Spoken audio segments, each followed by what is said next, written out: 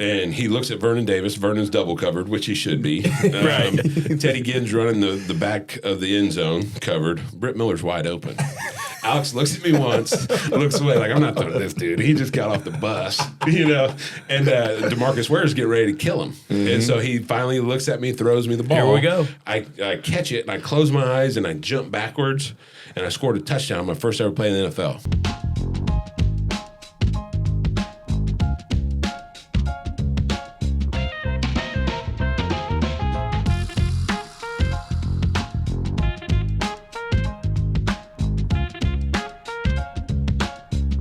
Well, Brit Miller from Decatur, thank sir. you for coming and joining us for the table today.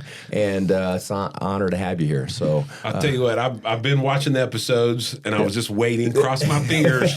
When is Brad White the man dime going to bring me on the table? I have. I'm sure we're going to get into that. That's kind of how we came to be, our friendship. It did. You're right. It started there at the athletic club. Yep. So I love it. I always when Brad still lived in Decatur.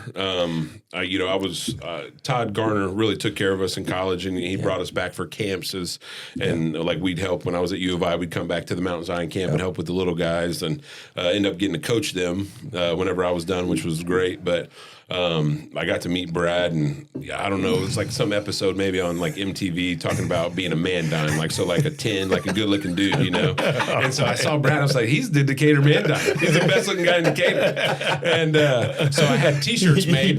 And so we did the golf, the putt-putt, like you drive around drinking and do all that stuff. And we were team Brad White man dime.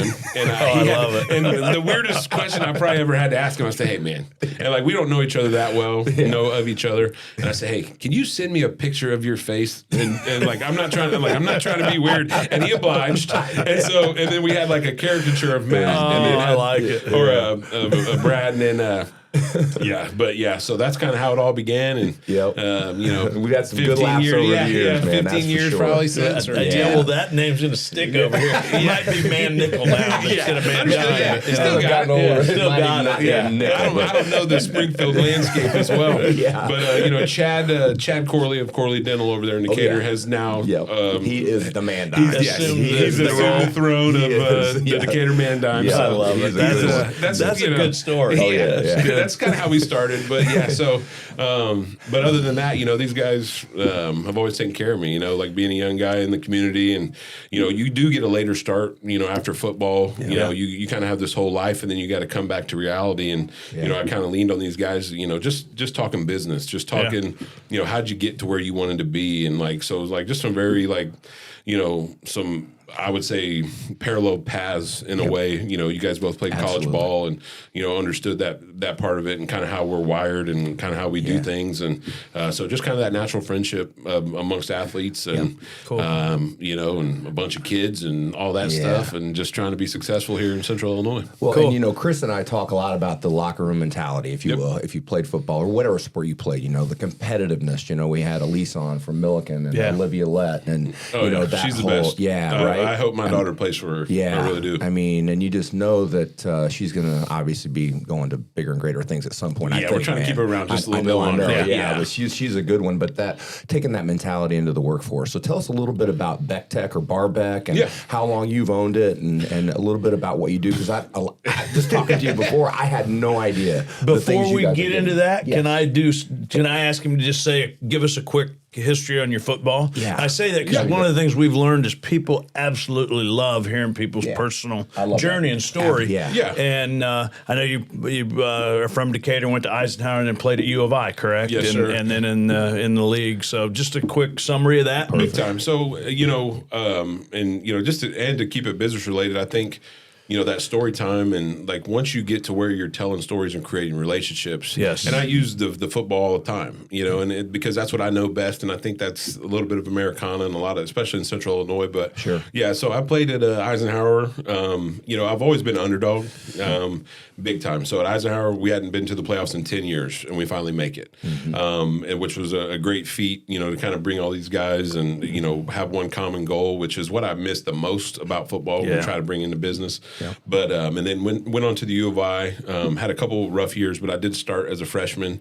Some of that was just attributed to Coach Turner not really recruiting the right kind of guys. And then I came in under Coach Ron Zook's first year.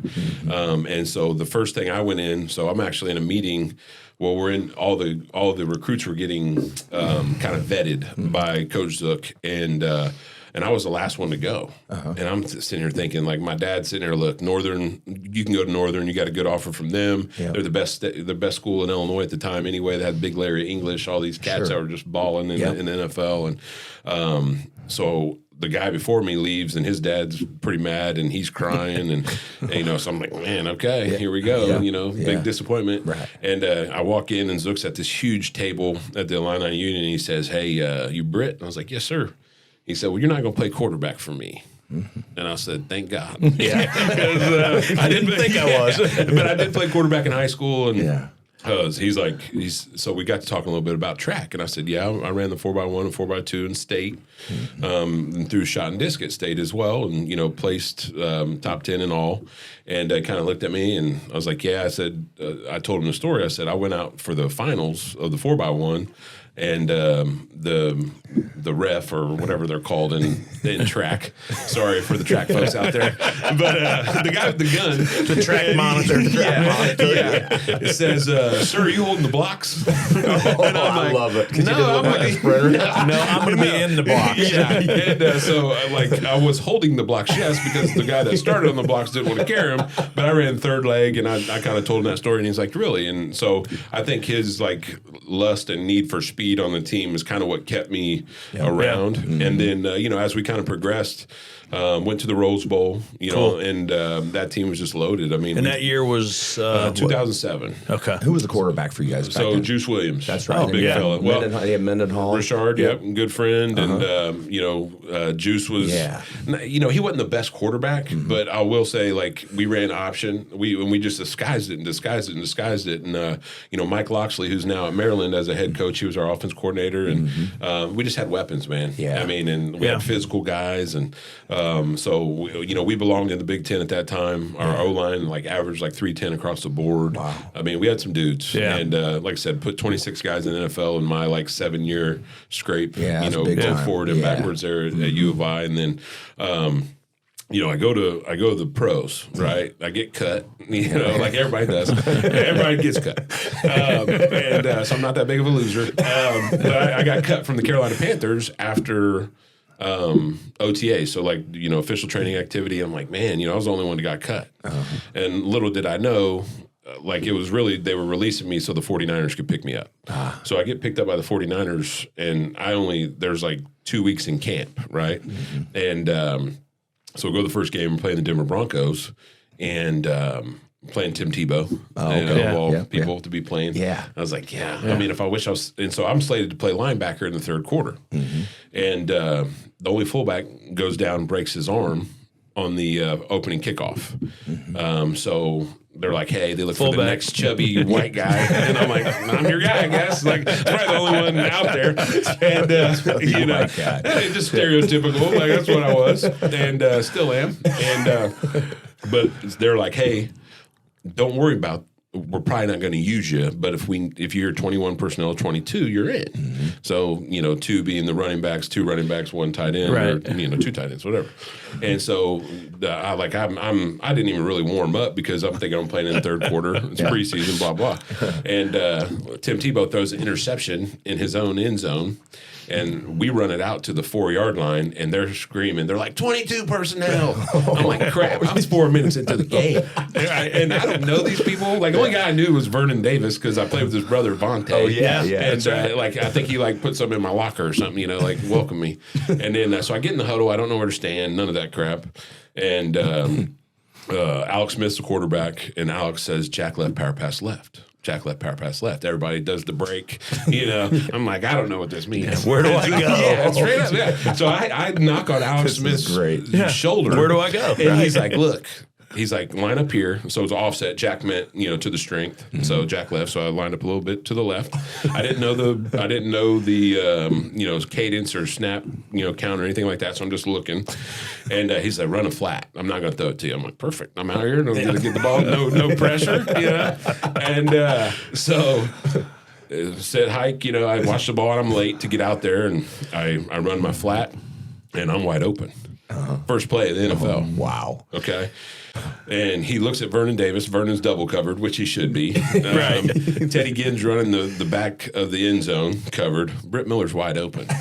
Alex looks at me once, looks away like, I'm not throwing this dude. He just got off the bus, And DeMarcus Ware's getting ready to kill him. And so he finally looks at me, throws me the ball. Here we go. I catch it, and I close my eyes, and I jump backwards, and I scored a touchdown, my first ever play in the NFL. Oh, no kidding? No joke. Oh, I did not know that story. Yeah. That's awesome. And, that's awesome. What's way worse... Were you, so nervous when that ball's coming at you? Were you slow motion? Oh, slow man. motion. Yeah. And so I catch this ball, and I dive backwards, close my eyes, I get up, and I spike that thing. I run off the sideline. This coach is like, who hasn't talked to me, he's like, you just scored a touchdown in your first NFL play. I'm like, yeah, man. Yeah, I did. I'm the guy. Yeah. Awesome. And then we're watching it on film the next day. And I caught the ball. I was already in the end zone, so there was no need to jump backwards or do any of that crap. And then later in the game, we ran Jack right, power pass right, and I scored a 52-yarder. Oh, and so really? they found I was a little faster than I looked. And they cut that guy with the broken arm the next day. His name was Zach Kesey. Zach, if you're out there, I apologize. I'd had a game with my wife. But that's a great story. So that's that little bit of luck factor, and then right place, right time. Big time. Right. But I always tell people, it's like, you got to say yes. Yeah. You got to say yes. Yep. Because if you don't, you'll never know. Right. And if I'd have said, man, I just want to play fullback, that could have been someone else. Yeah. And I probably wasn't going to start over Patrick Willis or Takeo Spikes and these guys that are, future Hall of Famers. That's right. And so it worked out, and then I was able to, I got picked up by the Rams later on, became a starter for them, became a captain.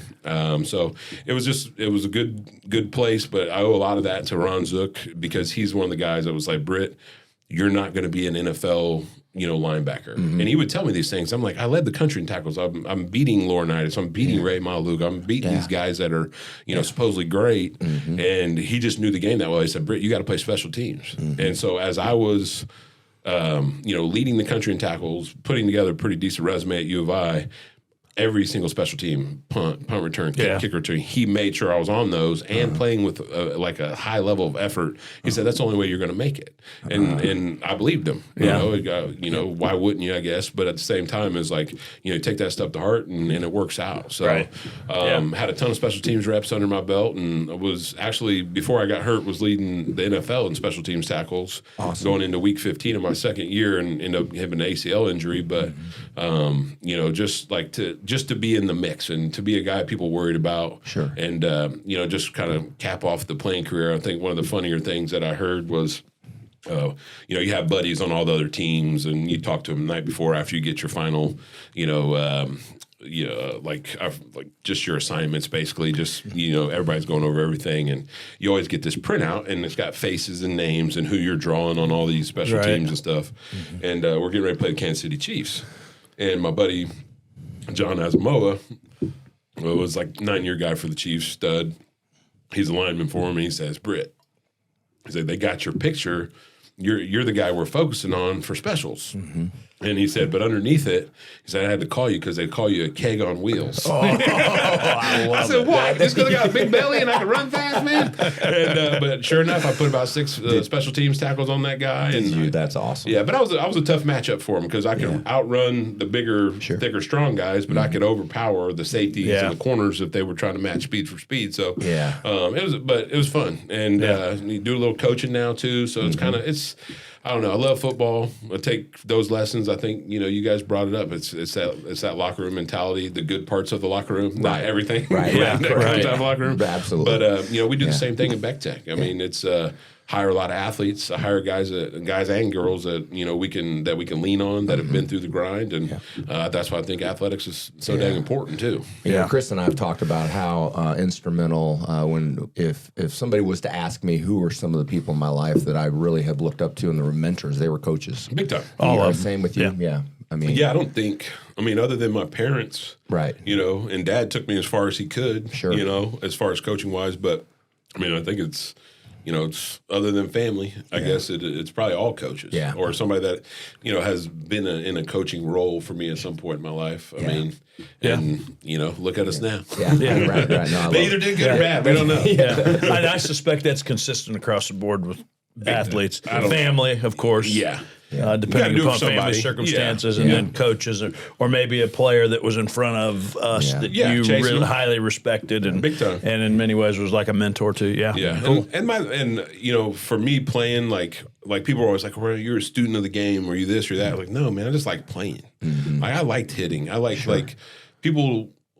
Those are the guys that I like the most. Sure. It's like, no, I just like violence. Yeah. You know, and it's like, those are the guys you can lean on when it gets tough. So, I mean, and college schedule's long. The NFL schedule's too long. I mean, you got to have some dudes that are willing to battle every day. It's a violent game for sure. But whenever you can just take the most simple piece of that whole puzzle, which is violence, and love it, all the other stuff comes. Yeah. That's well, that's how I played seemed like you played very instinctual. I don't know if that's true or not. Yeah. But did you over prepare, or did you just feel the game?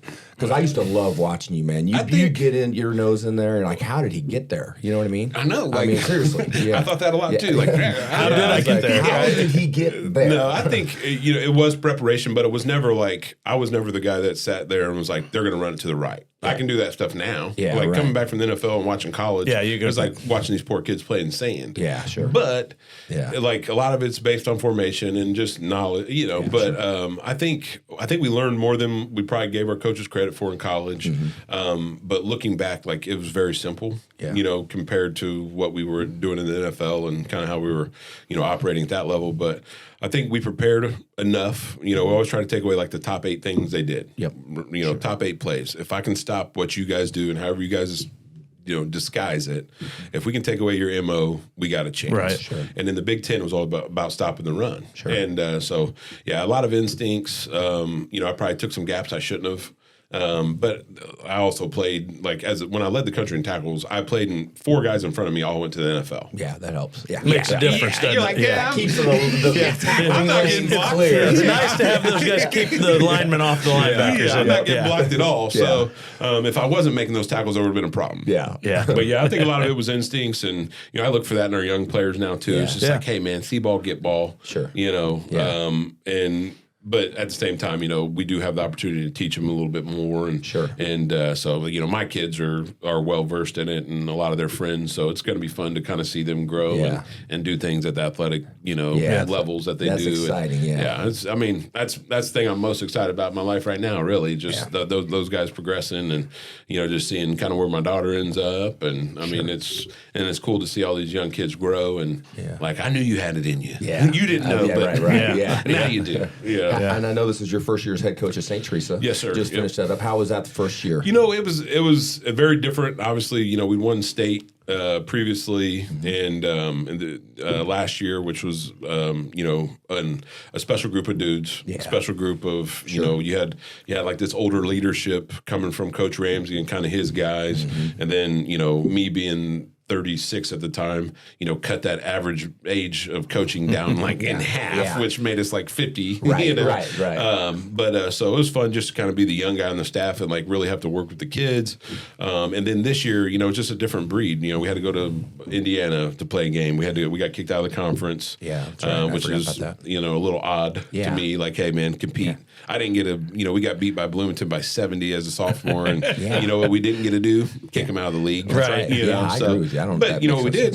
Senior year, we beat them 14-12. You know, so it's like, hey, what are you chasing? If not that, right? If not somebody that's put a butt whipping on you, how do we get as good as them? Right. And so it just kind of, we had to go to Missouri twice, and didn't really work out in the wins and loss columns, but we graduated at 18. Yeah. I mean, and we got got good youth, but so do you have some younger players then coming up? Yeah, I mean we'll be fine. Yeah. I mean the big thing for us is either find a conference, sure. which we'd love to be in the Sangamo or something like that. Just I think Williamsville's going to be too big soon enough. Gotcha. I mean, great program, but that town's grown and exploding. And then like the Portas of the world, I don't know why they want to continue on down that path, at least in football. Right. And really, being kind of ousted from the CIC, it didn't make sense because all of our other sports aligned. Right. We just had a really good run of football guys. Sure. And so we're trying to replenish the entire program? Yep. The whole school. So all sports. Yeah. So is that right? Yeah. So it's just kind of been weird navigating that, but at the same time, like I tell our guys, like, well, this is the hand we're dealt. Yeah. Sure. What are we going to do? Yeah. Let's make the most of it. Let's find the opportunities in it. And then we go out and played. We played 9 games, and we played 8 players on the ESPN Top 120. We'd have never been able to do that in the CIC, and I want our kids to see it. I want our kids to, hey guys, like we're not trying to be the best in Decatur. I'm not trying to be the best in Central Illinois.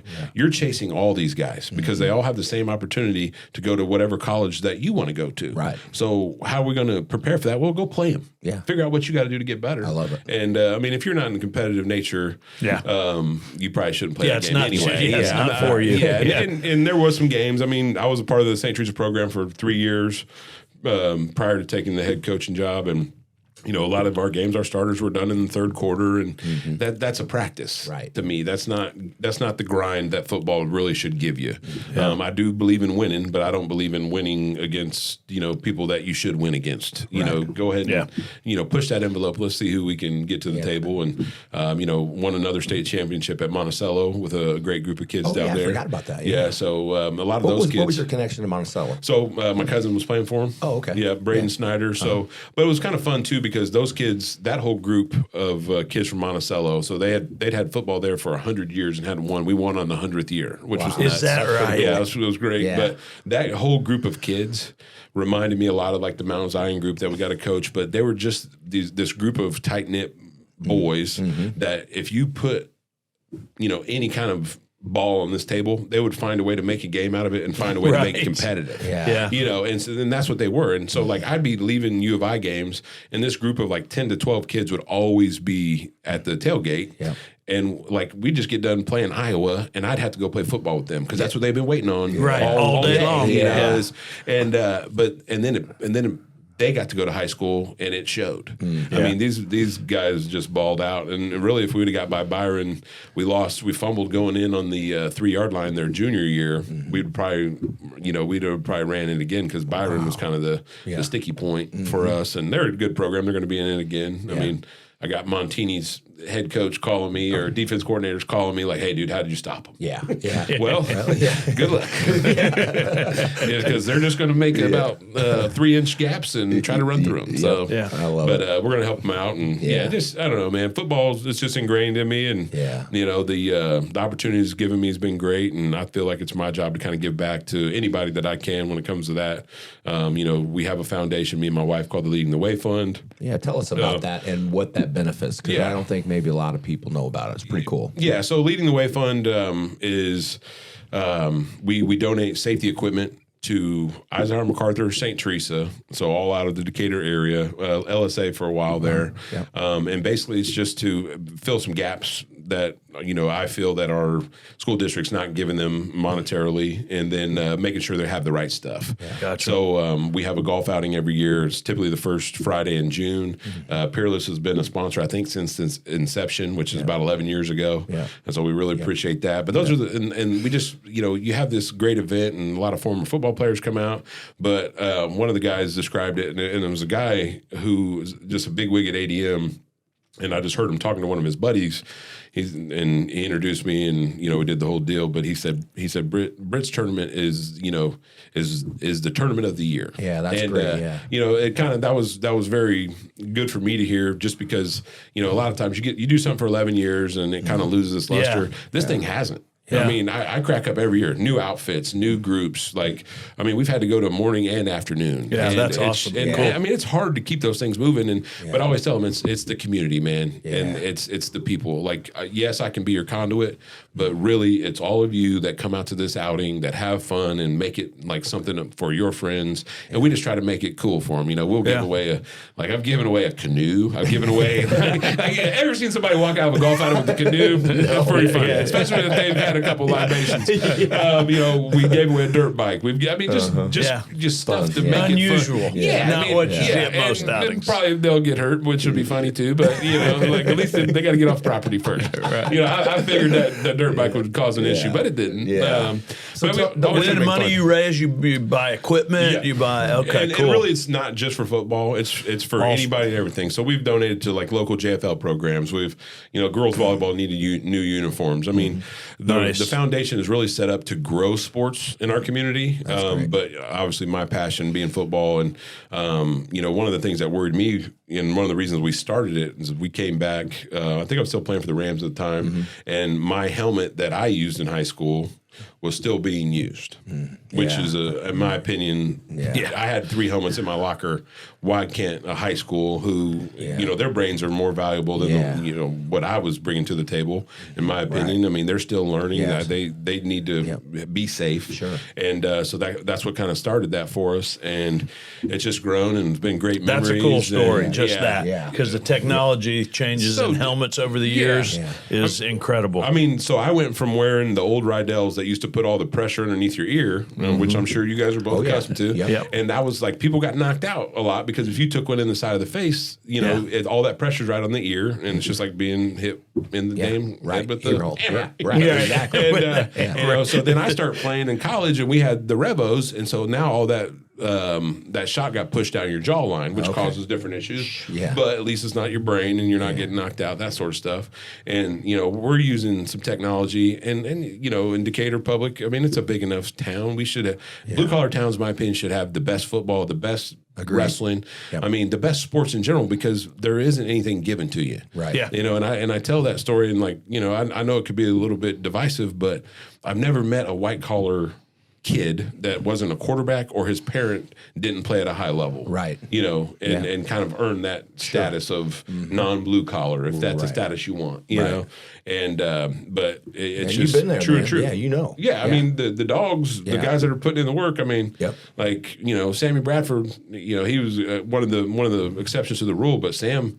Like nobody was ever going to bully Sam, and you knew where you stood with him. Yeah, sure. And kind of to live in our world a little bit of the guys, putting it down every day. I mean, there was no day in my career where I got to take a day off. Right. I never missed a practice in college. Mm-hmm. In the pros, if Steven Jackson was hurt, Brit Miller was Steven Jackson for the day. Yeah. And you have to go be the running back and take another 100 plays. I mean, so it's just like whatever works, put it on our plate, man. Let's get it. Yeah. Was Sam Bradford the Oklahoma quarterback? Yeah. Right. Yeah. So cool. He's you walk into a locker room and a guy's got $75 million. You're like, hey, bud, what's going on? I think the first thing I asked him was because I played. Can I borrow a mill? Actually, I asked him could I borrow his truck, and I was a little underwhelmed because it was just a King Ranch. I had to go get a couch for my apartment. Oh, really? Yeah. But I felt like I had to end with Sam because one of his best friends was one of my buddies on the 49 on the 49ers. His name was Joe John Finley. Okay. Yeah, we called him Jack Jeff because nobody would ever get Joe John right. And but yeah, he's a tight end stud. I think his dad was like one of the winningest all-time coaches in Texas football. So that's awesome. Yeah, we'd be in meetings and he'd be like, "This isn't going to work, Britt." And I'm like, "I'm kind of getting that feeling."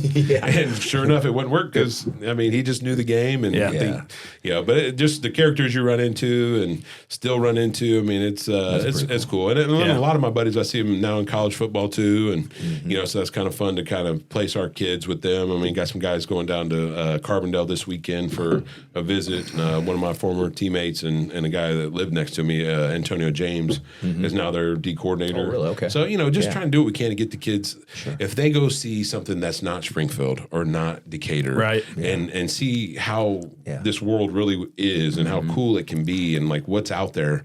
I mean, I think you got to see it before you can believe it. I agree. I was a little bit goony. I could believe anything. Yeah. I'm going to do this. Yeah. Sure. But had I been able to see it, I think a little bit earlier in my life.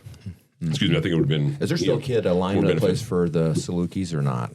Carbondale? Bo Branion. Yeah. He just got done this year. Oh, he did. Okay, so so he's back farming, doing what he loves. Man, he's a good lineman. He's a stud. He's still he's all lineman. Yeah, that's awesome. You know the drill. Oh yeah. But Nick Baker's having a heck of a year down there, man. Yeah, I mean he's setting records and Rochester. He's unbelievable. Gunslinger, for sure.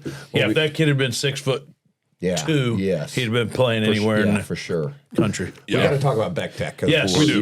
We do. Let's apply this athletic stuff to work. Yeah, because I know you're doing some really cool things over there. Yeah, you know what? And it's so Beck Tech. What we are primarily is a channel partner for Motorola. Okay. And a lot of people are like, well, like the cell phones, like no. Like, what does that mean? Yeah, so Motorola cell phones, like the old flip and razors that everybody's kind of accustomed to, that world still exists. But it's not really a part of our company. So Motorola Solutions is where we live. And so Motorola, the last, I want to say 6 years, has invested a little over $8 billion in physical security and acquiring those types of companies.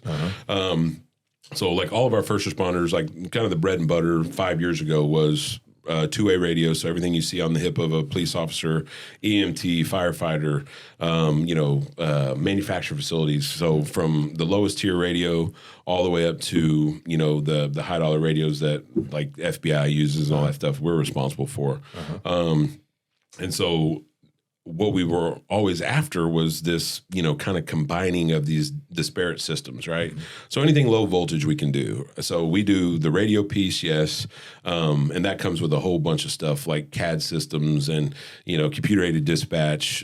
So what I tell people that kind of ask that question is, I'm responsible for the communication from the time you call 911 to the time you get to that hospital. Okay. And then pretty much we're going to have that hospital too. So any kind of communication that goes on there. But the physical security world has come into play the last 5 years, which has really changed our business and our model and everything. So now we do, I'm going to be 50% cameras surveillance this year. So whether they're cloud-based or on-prem, we do that. Deployments of a couple thousand cameras all the way down to mom and pops at 3 or 4. Okay. We have to kind of till all that dirt, in my opinion, to stay relevant. And then we're doing a lot of access control now. Which is what? What's having a badge to walk into your business every day. Gotcha. But what we have now, which is kind of this whole your own device, BYOD, bring your own device, right? So now I have access control that you could walk up and just have on your phone, and you don't have to have it running. It's an application, and you just walk up with it in your back pocket, wave your hand, and you're in. And we're tracking all that, right? So liabilities become a huge, it's, if we could reduce liability, we become billionaires tomorrow if we could do that for other people, right? And so the liability of these, surveillance cameras, like having it to where we know what's happening at our facility. We can prove it to our insurance. We can prove it to the police. That's a huge deal in our world. And then limiting people's ability to get onto your premise, right? Gotcha. So we do gate openers. We can do all that, but now it lives under one roof. And so we can see all these, inputs and outputs. We can see them all on one pane of glass. Nice. So now I have control over what used to be, 5, 6, 7 disparate systems. Now I can do it all under one roof. All different providers previously, right? And now, boom, Motorola's made this, and it's all under Motorola. Yes, sir. Okay. That's awesome. So Interesting. I would have still thought Motorola and cell phones, right? Yeah. We have the ability to sell all this, but then the other thing is like school districts, for example, like say we see a license plate that shouldn't be on premise. We hit that license plate with our cameras, so the human eye doesn't even have to be involved. And we get an alert, hey, lock the doors. We have, it could be a pedophile. It could be an ex, husband that shouldn't be picking up the kid. It could be, any of those things. And we know immediately. So you can do those kind of inputs into the system. It immediately identifies it and alerts. Or we could have it updated with like the BOLO alerts for state police, right? Yeah, so gotcha. we also have connectivity with those guys. So like people are always like, well, you're bringing Big Brother to us. Hey, Big Brother's here, buddy. Right. Yeah. You know what? If you don't think like you're it or not, if you don't think you're on camera a couple thousand times a day, you're wrong. Yeah, somebody was saying there's on the interstate systems, there's cameras every so many do all miles. that. Yep. Okay, yeah. So, and the reason we do that is so we're hitting license plates, right? Yep. And so, like, say if your kid disappears and we have make and model, we're going to find that kid now. Yeah. We're going to find him because we can do it real time. That's awesome. We don't have to go back and look at footage. We get alerts in like 0.7 seconds.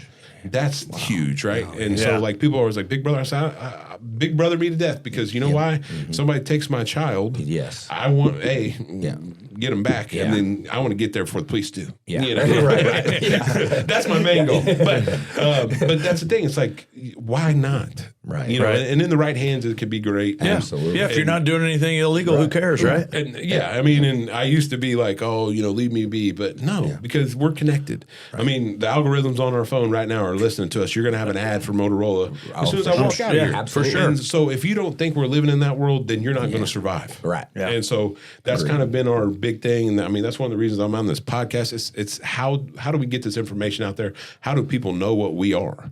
And whenever we provide this kind of wide array of services and equipment and the ability to solve your guys' problems on a daily basis, like how do I push that out, right? And that's been the biggest task. So I bought the business from my father-in-law, Matt Beck, November 23rd of last year. Okay. So coming up on a year of ownership. Numbers been great, you know, but the first thing I told everybody at that facility was, and we have multiple facilities, Decatur, Champaign, Dixon, Illinois, Effingham. But I told them, I said, I want to have this meeting in a year and have everybody that is here today be here with us in a year. Awesome. And and that's worked out great. Good. And cool. we've gained more consistency. We've gained, you know, our job's not easy. You know, there's guys that make a bunch of money doing what we're doing these bigger markets.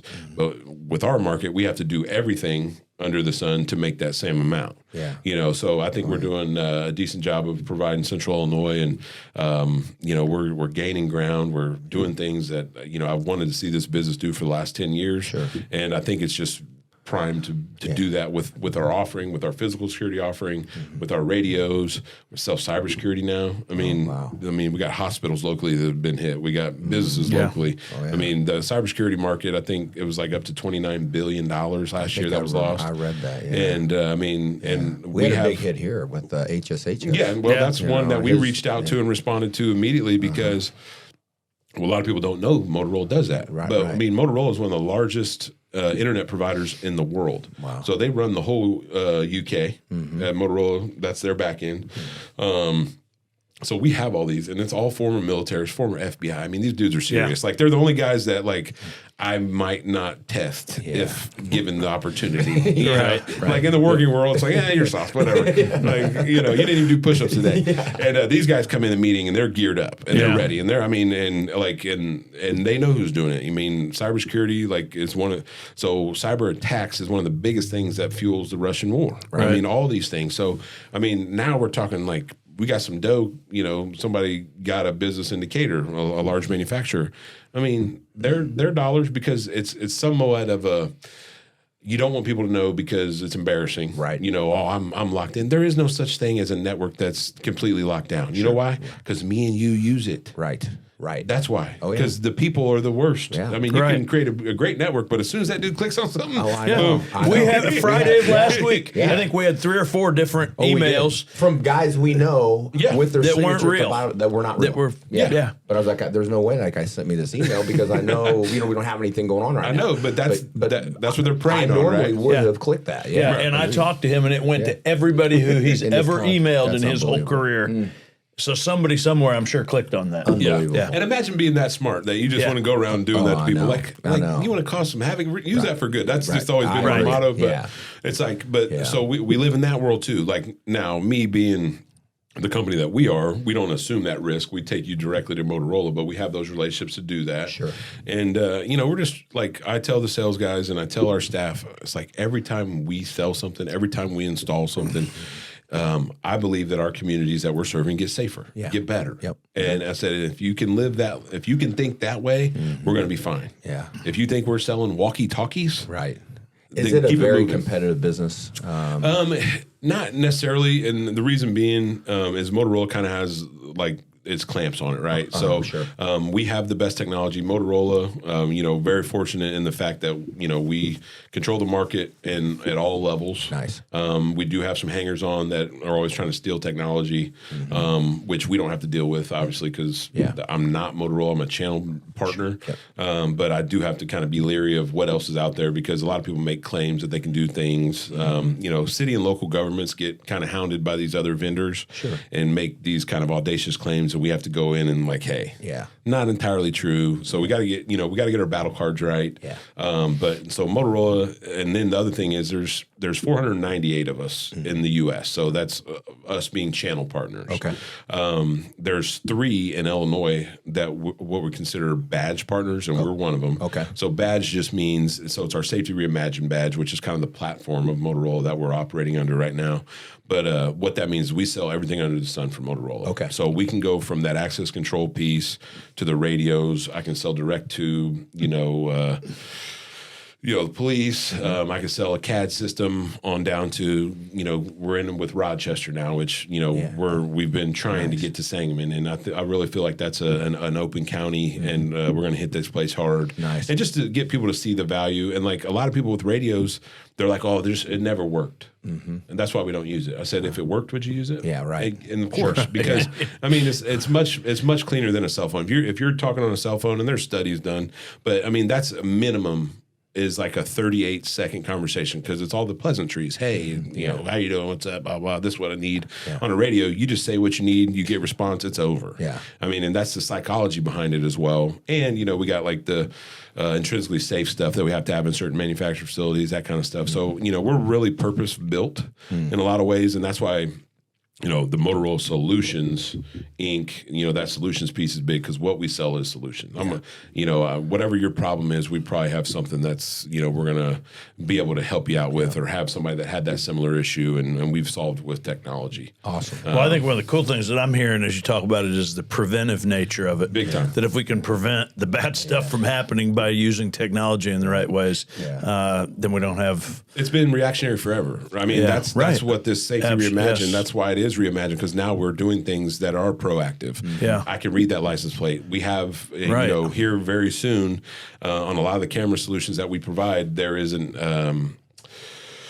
it's going to be an AI enhancement that lives on these cameras, that if it sees a weapon, it can alert.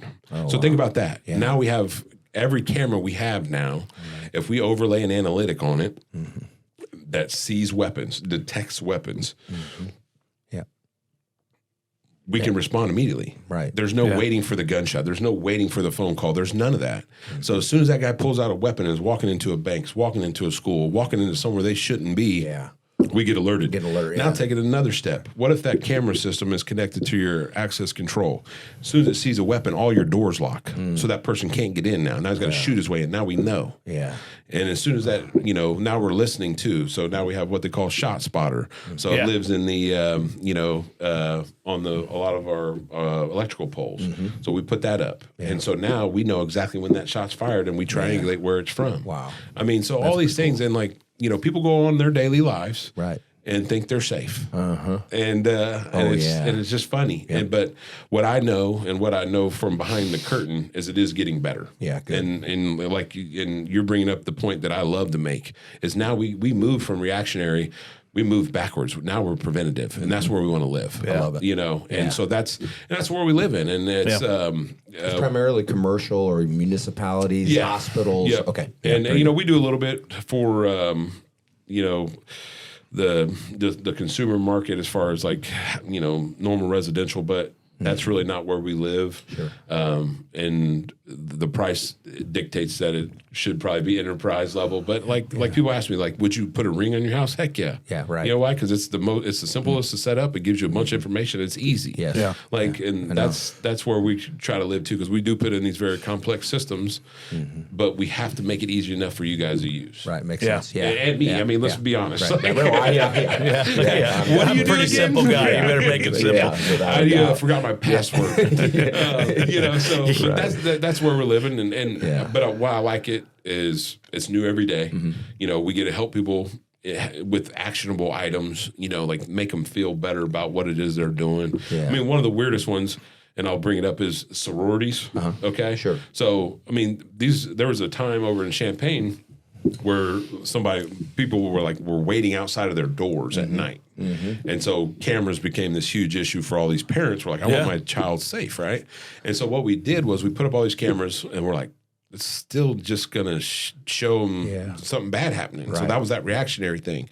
So to make it preventative, we put up all these viewing monitors by their doors. And so what they did was now they could walk up to the door and make sure nobody was outside and then walk out. Right. And that, I mean, just so something small and seems logical, but wasn't at the time. We have the cameras. What do we do with them? How do we make them safe? Even like, because now you're just going to watch a tragedy, right? Right. Yeah. And so that's why that preventative side is really a big deal. Yeah. So well, and awesome. Reduction of liability for the businesses. I mean, a lot of insurance providers, if you have an enterprise level system in place, they can see it. A lot of you guys should be getting a reduction in interest rates, in insurance rates because of they know know what you're utilizing. And they know that, hey, it's not going to be Mr. White over here burning his building down because he wanted some money. Right, exactly. It's just that kind of reduction of liability. I really considered that. There's a couple buildings no broken pipes, no cash. How do we light this brick building on fire? Hey, that's a joke, by the way. Yeah, we would never do that ever. You might want to say that a couple more times. Hey, we can talk to him. But what, Chris, asking her a question. I love your question. The one about. If you could look back. Of course, you're still a young man. I mean, 37, right. man. Oh, that's great. I'll trade you in a heartbeat. He's a lot wiser than I was when I was 39. I can assure you. If you could look back over the last, 15 years, your time at U of I and then NFL, what's the one or two greatest lessons that you've learned during that time to apply to your life moving forward, or you wish you had known back then that you know today? I think, maybe pleasing too many people. I know that's lesson number one. When you're an athlete, and I come from a big family, I mean, a couple hundred of us running around Decatur. It was never that I was ever burned or anything like that, but it's just like you run yourself ragged. And I think I learned that. And I think, that was tough to kind of embrace, but it was before I had kids. And then I had kids, and I'm like, it don't matter. Now I have, the only thing I have to do is make sure these kids are good. Yeah. So learning that was a big deal, kind of standing my ground on some stuff that I probably should have. I think you're right. I think earlier in life, people learn that you can't please everybody. Yeah. So why try? Yeah. The energy and the stress and the anxiety we create for ourselves trying to do that. Yeah. The earlier, the better. It was big. And, then it allowed me to make a lot of personal changes, too. Like, I stopped drinking. I stopped doing all that stuff. And it was just because I felt like I was out doing those things because Brit was a football player and he had to go talk and he had to do these things. No, you know what I have to do? Nothing. Yeah. I take care of my kids. I got to take care of my business. I got to take care of the people that believe in me, in my business. Yeah. And that's the focus. And if you can just focus on one thing, I mean, that's the football stuff. Yeah. Well, that's the football back in us, right? Yeah. That's what I miss. People, what do you miss? Yeah. A, paycheck. That was cool. Yeah. And B was all these people in the organization, on the team, down to our stewardesses on the flight. They all had one goal. Right. Was to win that week. Yeah. Imagine if we could do that with our workforce. Yeah. Imagine you guys have one goal today. Right. And it's this. Man, that's energizing. Right. And then it's simple. And it's it takes away the anxiety and that uneasiness that you talk about every day that everybody goes through. If I just had one simple goal and I had all these people to help me do it. Yeah, that's pretty invigorating. Yeah, that fires me up. It's funny. We're doing a little leadership development thing inside the company that we've been doing for a while, and we're reading a book. And I was reading last night, and the chapter that we're going to be looking at here coming up is called. Talks about the big picture, and it talks about the goal is more important than the role. Yeah. And that whole idea of having that one goal and everybody being focused in on what that goal is versus what's my role, what's my part. Yeah. If we have the goal, the big picture in mind, it's kind of the law of the big picture, I think is the actual title of the chapter. Yeah. It helps us focus on that versus some of those other things that get us distracted. Big time. And we talk about it in a very similar way, but I say it's, you guys are worried about the me instead of the we. Yeah. Don't worry about hey man, if because even Brit Miller, who has very few technical skills, if you need me to go hold a light, I'm going to do it. And the reason is because I'm never going to turn down the ability to help the guys that are working for me and with me. And so it's like, and I think they see that, and I'm probably a little too involved in that part of it, as far as like I like seeing it. I mean, I'm always like, man, this is cool, but it's just one of those deals where that's 100% correct, right? Is don't worry about what you do, because that's you're still wearing the Peerless shirt, you're still wearing the Beck Tech shirt, you're still on whatever team it is, like you're there and you're there to help, and so once that goal is clear. The BHAG, the big, hairy, audacious goal. Like I've still lived by that, and I heard that 10 years ago. And by the way, we're gonna hit our BHAG for the year. Are you really? Good for you. Which is nuts. Well, then it wasn't big enough. Then you need a new one, right? So I told my bigger one next year. Well, that's what I told my VP of sales, Eric Smith. He's been in the weeds with me since the beginning. What's his history? Was he an athlete? Yeah, he's a soccer player at North Central. Okay, very good. So he brings a lot of that to the table. I heard his name, and the crazy hairdos. I'm like, Eric, dude, really? But he's got the flow that I don't. But I'll tell you what, he's a grinder, man. Yeah, that's awesome. You got to, kind of align with the guys that are willing to do what you're willing to do. Absolutely. Eric, we are cousins in a roundabout way on my mom's side. Okay. But in Decatur, like I said, that doesn't mean much. Right. No, I know. You guys do have a big family. Well, I'll tell you what, I know you lead from the front, and I think that's a great way to run an organization. You've always been that way, and you've done some great things in Decatur, man. Keep it up. And tell us real quickly, our good buddy TG, who we miss daily, how Nick's doing for you down in the Metro East area. I'll tell you what, so my business partner, Matt Beavers, his daughter and Nick got married over the summer, and he brought it up one day. He's like, I think we can get Nick. And I said, I think it's a great idea. I said, where are we going to put him? Right. We didn't have anywhere to put him. But I just, recruit talent, right? Yep. And so I called Nick and I just kind of, test the waters with him a little bit and say, what do you think? And, tell him about what we do, and kind of gave him the 1,000-foot view. And, I think 5 days later, he was coming on board. That's awesome. And so Nick's first day on the job, in typical Nick fashion, was in Dallas. So it was at our big convention. So he knew nothing. Yep. He's down there with the big wigs, and we're getting. And it was a fun time because it was my first year as in an ownership role down there. So all the big wigs of Motorola are coming up, and and Nick's getting to meet him, and it's his first day on the job. It's like these guys don't show up, Wow. But I'll tell you what, his professionalism. He reminds me a lot of Todd, just like how he shakes your hand, how he looks at you, and he's got that same killer instinct in business though. So we've tasked him with growing our Metro East business, doubling up our that doubles our population base. And so that's a great area down there.